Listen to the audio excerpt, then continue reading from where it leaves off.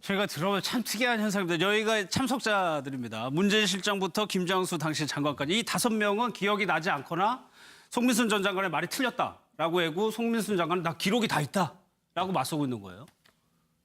지금 그런 상황인데 예. 지금 현재 송민순 그 회고록에 따르면 사실은 본인만 찬성하고 나머지는 전부 다 반대를 했다고 합니다. 예. 근데 이제 증언이 다르다라고 이제 주장을 하는 게 당시 이제 국방부 장관을 했던 김장수 국방부 장관이 이제 북한의 입장에 뭐 기억이 안 난다고 했는데 나는 찬성. 북한 결의안에 대해 찬성을 해야 된다라고 이야기를 했고 그다음에 이제 지금 다른 안보실장이라든가 뭐 이재정 통일부 장관이나 하는 이야기를 들어보면 이미 그 북한의 의견을 물을 이유가 없었다. 왜 그러냐면 예. 이미 16일 날 그러니까 15일 날 안보장관 회의가 있었는데 그때 예. 굉장히 경론이 오갈 정도로 고성이 오갈 정도로 경론이 있어가지고 바로 그 다음 날 대통령이 주재하는 회의가 있었는데 예. 이미 그 회의에서 방향이 결정되어 있었다. 그렇기 때문에 굳이 북한에게 물어볼 필요가 없는 상황이었기 때문에 이 회고록 자체가 예. 사실이 아니다라고 지금 의견이 지금 조금 갈리고 있는 기권을 상황입니다. 하자라고 우리 정부가 결정한 날이 16일이라고 16일이라는 얘기를 하는 거고 예. 송민순 장관은 18일이라고 얘기를 그렇죠. 하는 거고. 그러니까 여기에 대해서 명확한 팩트 체크가 필요한데 예. 바로 11월 15일에 안보정책 조정회의를 했다는 것 아니겠습니까? 근데 여기에 대해서 여러 사람들이 의견을 냈을 건데 사실상 기권 의견이 절대 다수 의견이었다라는 거죠. 그렇다 보니까 본인은 찬성 의견이고 찬성 의견들도 있다라면 대통령께 기권 의견과 찬성 의견을 같이 병렬적으로 보고한 뒤에 선택을 대통령이 할 수 있게 만들어야 된다. 이게 회고록의 내용입니다. 예. 그럼에도 불구하고 그 당시 이제 문재인 비서실장의 얘기는 대통령께 뭐하러 부담을 주느냐. 우리가 다수가 기권 의견이기 때문에 기권 의견을 올려야 된다라고 얘기를 했다라고 나옵니다.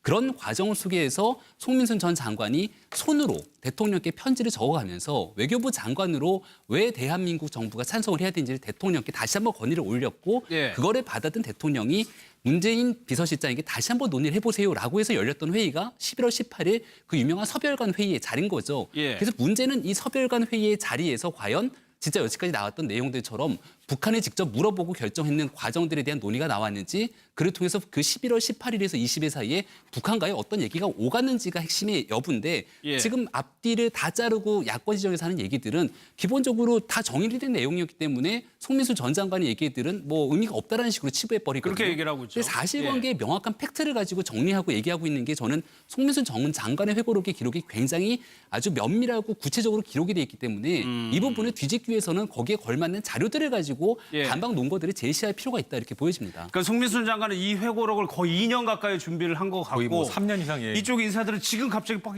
들어오니까 다시 기억을 더듬어야 되는 상황인 겁니다. 예. 그런데 이제 아다르고 표현이 어다르다 뭐 이렇게 예. 이야기를 하는데 북한에 직접 물어보고 그거를 반영해서 의사결정을 했느냐 예. 아니면 이것에 대해서 북한이 어떠한 반응을 취할 것인지 그러한 어떤 것을 보고 국정원이나 이런 비선이나 이런 라인을 통해서 알아보고 했느냐 이게 완전히 차원이 다르다고 생각이 됩니다. 근데 우리가 이미 알다시피 남북 관계가 굉장히 잘 되었을 때는 뭐 직접 아주 굉장히 민감한 사안도 북한에 어떤 직접적으로 뭔가 의사를 타진하기도 하고 만약 그런 대화가 안 되는 경우에는 중국을 통해서 간접적으로 물어본 거 우리가 익히 알고 있는 상황인데 예. 그런 것을 가지고 어떤 정상적인 어떤 남북 관계 속에서 발생하는 어떤 외교 상황을 가지고 내통을 했다라든가 이러한 것은 뭔가 조금 정치적인 공세가 아닌가. 특히나 예. 지금 송민수 외교통사부 전 장관 같은 경우에는 저 회고록을 정말 고생해서 10주년, 뭐 9월 19일 공동성명의 10주년을 기념을 해서 3년간 집필을 해서 한 건데 예. 550페이지의 어떤 책 분량 중에서 지금 저 내용은 한 7페이지에서 8페이지 분량인데 썩 저것만 뽑아가지고 논란이 된다는 게 굉장히 지금 예. 가슴 아픈 상황이 아닌가라는 생각이 알겠습니다. 듭니다. 지금 이거는 문재인 전 대표 때문에 논란이 더 커지는 겁니다. 문재인 전 대표의 입장이 중요합니다. 뭐라고 얘기했는지 한번 들어보겠습니다. 새누리당은 북한 덕분에 존속하는 정당입니다. 하관 날 종북 타령과 색깔론으로 국정 운영의 동력으로 삼고 있으니 우리 경제와 민생이 이렇게 어려워질 수밖에 없습니다. 어제 김경수 의원은 그 통보한 거였다, 북한에 통보한 거였다라고. 사실관계는 당시를 잘 기억하는 분들에게 물을게요. 잠시만요. 그 사실관계를 문재인 전 대표가 확인해주면 가장 좋은데 잘 예. 기억이 안 난다는 거. 이게 이제 문재인 전 대표가 여기에서 자꾸 회피하면 할수록 앞으로 더 늪에 빠질 수밖에 없는 상황에 이를 겁니다. 아마 이제 김재동 씨에 대한 발언들 다들 기억을 하실 건데 아주 간단한 문제였거든요. 그 본인이 방송에서 했던 얘기들에 대해서 영창을 갔는지 안 갔는지에 대해서 물었지만 거기에 대한 대답을 하지 않고 반대되는 얘기들을 통해서 대한민국 군대가 문제가 있는 것 아니냐라는 얘기를 했을 때 대한민국 국민들의 많은 여론은 좀 싸늘하게 돌아선 측면이 있습니다. 이 문재인 전 대표 입장에서도 아까 양욱 의원께서 정말 정확히 중요한 지점을 얘기하셨거든요. 2006년도에 그런 일이 설사 있었다 할지라도 노무현 정부, 참여정부 입장에서는 그 당시에 방금 전 얘기하신 것처럼 14일 안보 공동성명 이후로 북한과의 관계 속에서 어쩔 수 없는 측면들이 있었다. 예. 하지만 지금은 제5차 핵실험 이후로 대한민국의 국제정세 속에서 그때와는 분위기가 다르지 않습니까? 지나간 과거를 후회하지만 앞으로 내가 대통령이 된다면 다른 모습을 보이겠다라고 정원법으로 돌파한다라면 사실은 많은 국민들이 문재인 전 대표에게 돌을 던지겠습니까? 저는 그렇게 생각하지는 않거든요. 예. 근데 지금 제일 많은 사람들이 궁금해하는 점은 그 당시에 어떤 행동을 보였는가도 중요하지만 그 당시에 그 생각이 10년이 지난 지금도 그대로 갖고 있는 것인가? 이게 단순하게 문재인 전 대표의 생각만 뿐의 생각인가 아니면 문재인 전 대표와 함께 정치적 세를 형성하고 있는 집단의 생각인가에 대해서 명확하게 밝혀야지만 예. 내년도 대통령 선거에서 국민들의 의혹들을 깔끔하게 해소시킬 수 있지 않을까라는 생각이 듭니다. 예, 양 의원님은. 제가 한마디만 말씀드리면요. 당시 상황이라는 것이 지금의 우리가 지금 바라보는 것과 당시 바라보는 것은 틀릴 수가 있습니다. 그래서 예를 들어서 어떻게 말씀하시는 100% 저는 이해할 수가 있습니다만 한 가지 드리고 싶은 말씀이 이겁니다. 지금 현재 상황은 이전과는 전혀 틀리고 지금 북한이 핵 자체가 이미 이제 탄두화를 만들어서 전력화하기 바로 예, 직전인 상황인데 그럼 지금 상황에서 대부분 국민들이 걱정을 하는 것은요. 과연 대한민국을 지키기 위해서 북한을 때릴 수 있을 만한 의지가 있겠느냐라는 부분들을 진보에게도 여쭤보고 있을 겁니다. 그런 부분에 대해서 어떠한 답을 내놓으실 수 있는지가 아마도 국민들 입장에서는 좀 든든해질 수도 있고 예. 불안해질 수도 있는 것이 아닌가 싶습니다.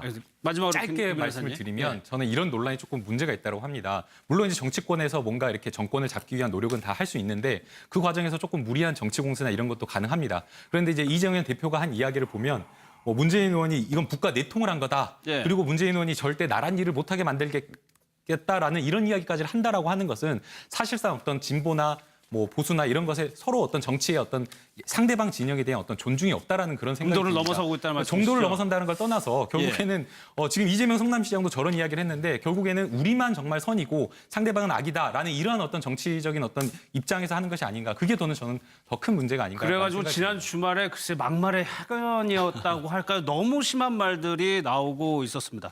종북 이적 행위, 간통이라는 의미다. 아무튼 너무 좀 심해지고 있는 상황인 것 같아요. 대선을 앞두고 있었겠지만요. 정청래 전 의원 출판 기념회 때도 좀 발언이 심했다는 얘기도 막말 논쟁이 좀 심하게 이뤄갖고서는 문제가 됐던 발언 두 가지가 있는데 첫 번째는 이제 정봉주 전 의원, 낙곰수리에서 유명해진 의원이시지만 예. 일단은 하지 말아야 될 금도를 넘은 거 하나는 파란 집에서 감옥으로 삼성동에서 감옥으로 옮길 분이 있다라는 발언.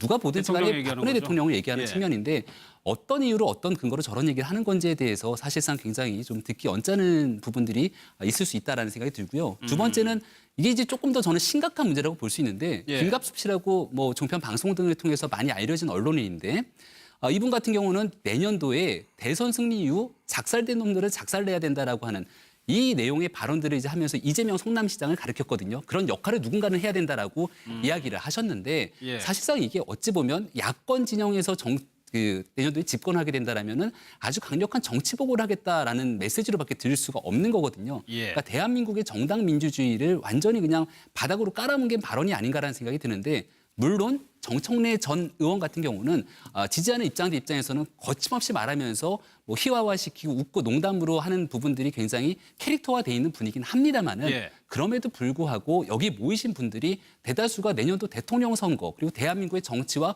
무관하다고 할 수 없는 분이기 때문에 예. 거기에 대한 정도는 좀 지켰으면 좋겠다 생각이 듭니다. 마지막으로 북한 얘기로 마무리하겠습니다. 키워드.